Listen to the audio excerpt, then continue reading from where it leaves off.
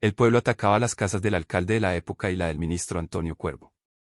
Pero no fue solo esto, al mismo tiempo que las casas eran atacadas, edificios públicos también lo eran, en especial las instalaciones policiales. La policía no pudo controlar el motín y le tocó ceder. Las 484 unidades policiales que contaba Bogotá en 1893 se dividieron en 6 circunscripciones, donde operaban las comisarías. 4 de ellas sucumbieron al asedio por los diversos brazos de la protesta. En una de estas comisarías, se encontraba la primera víctima, se dice que por la multitud de la protesta. Múltiples ataques simultáneos, piedras llovían a granel, obligaron al director de la policía Marcelino Gilibert a dar orden de fuego. Fue así como cayeron decenas de muertos y heridos. Días más tarde eran detenidas personas inocentes, y una Bogotá destruida veía cómo transcurre su primera masacre en la historia. ¿Qué detonó las protestas? ¿Pero por qué ocurrió esto? Si quieres conocer cómo ocurrieron estos hechos, quédate, empecemos. Todo surge a raíz de una publicación de Ignacio Gutiérrez Izaza para el periódico Colombia Cristiana, titulada La mendicidad. En ella el escritor hablaba acerca de las casas de inquilinato, desnutrición, hambre, vicios y pecados de los artesanos y sus familias. Recordemos que los artesanos de la época eran todos aquellos que hacían su trabajo de manera manual, como los plateros, hojalateros, herreros y demás.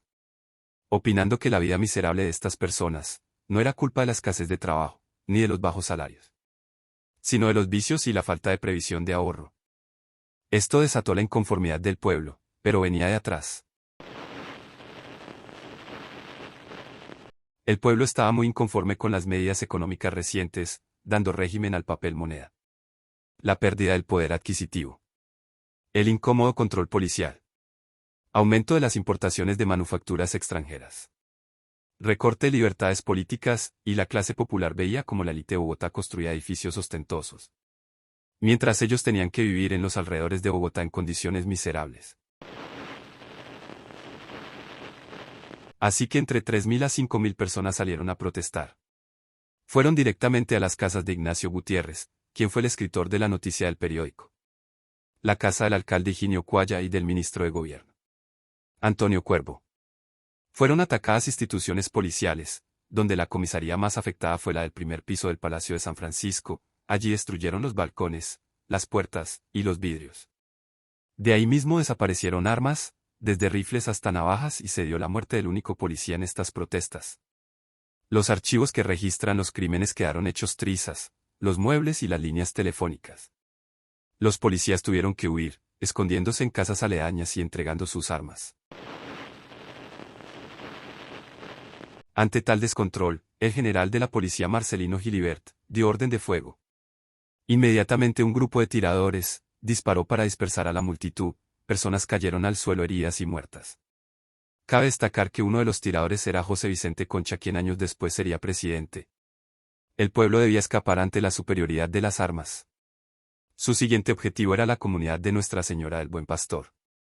Las puertas sucumbieron y escaparon más de 200 mujeres que cumplían penas por delitos y contravenciones. Intentaron quemar el edificio, pero no lo lograron. El motín contó con la participación de las gentes más pobres de la ciudad. Los artesanos pobres y desconocidos, vivanderos del mercado, trabajadores de la construcción y de humildes empleados. Más de 200 personas fueron capturadas, de la mayoría no se tenían pruebas. El ejército tuvo que tomar el control para reforzar a la policía, con esto quedaban numerosos muertos y heridos.